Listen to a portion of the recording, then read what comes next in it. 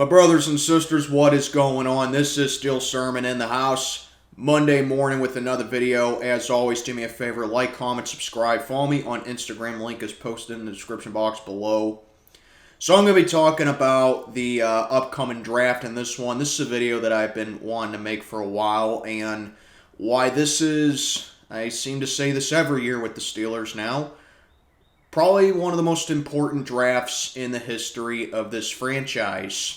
But this one may trump all of the other ones as we come in with a new GM who is going to have his first draft as GM. I mean, last year was Kevin Colbert's last draft as GM, and then he resigned following that, and now we got Omar Khan as GM, so that's why this is important here. And we know that Omar Khan, all right? We know his resume with the Steelers, okay? He was an assistant for us since 2001. He has done a phenomenal job with making sure that we don't go over the cap. He's done a real good job for us financially. And now we felt like it was time to promote him to GM, which I was on board with. And if you know me, I'm not the biggest in-house promotion kind of guy, but I think that this one is a little bit justifiable. But not so much with the picks after Thursday and Friday with the Steelers, but I am talking about the top 3 picks that Omar Khan absolutely has to nail for the Steelers coming into this draft. And those are our first 3 picks. Pick 17, pick 32, and pick 49. Those are the 3 that he needs to nail. And I say that because with that trade that we acquired with the Chicago Bears and the Chase Claypool trade, it bumped the value up to 32. So we're getting 2 first-round picks here. And then, of course, you got to find some hidden gems if you can, mid-second rounder at 49, which is something that the Steelers have a very good omen for doing. Okay? In short, those 3 picks are going to be the catalysts, and they're going to be a good indicator and why people think that, why it's going to be the picture and the mindset and the mentality of the good idea that we're going to have heading into 2023. Now, while I don't expect the Steelers to move up in the draft, knock on wood, we don't trade up to get a top 10 pick, which last time we did that, it ended up being Devin Bush, and Devin Bush is no longer on the team.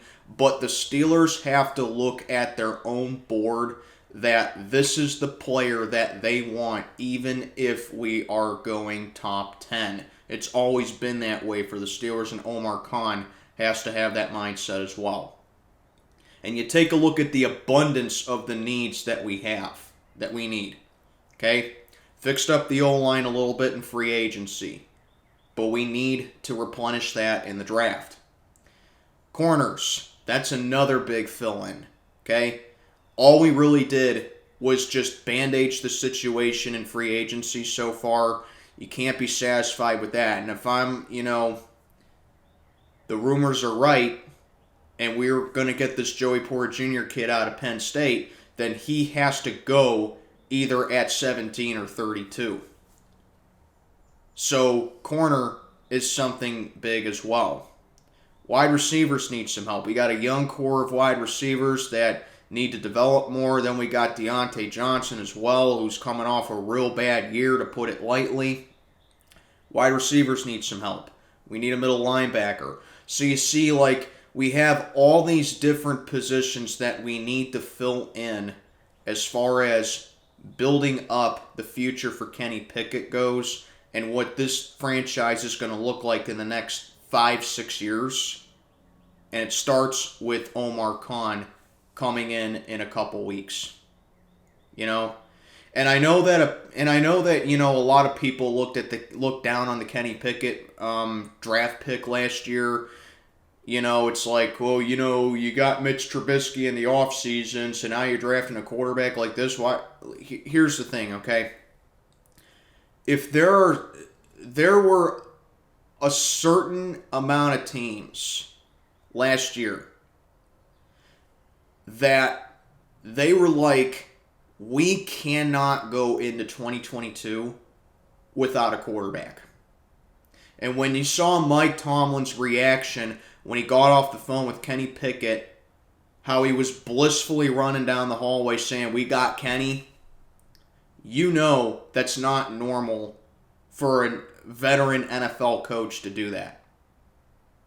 So it's apparent that Tomlin knew that we had our guy, at least we hope so, going in to 2022.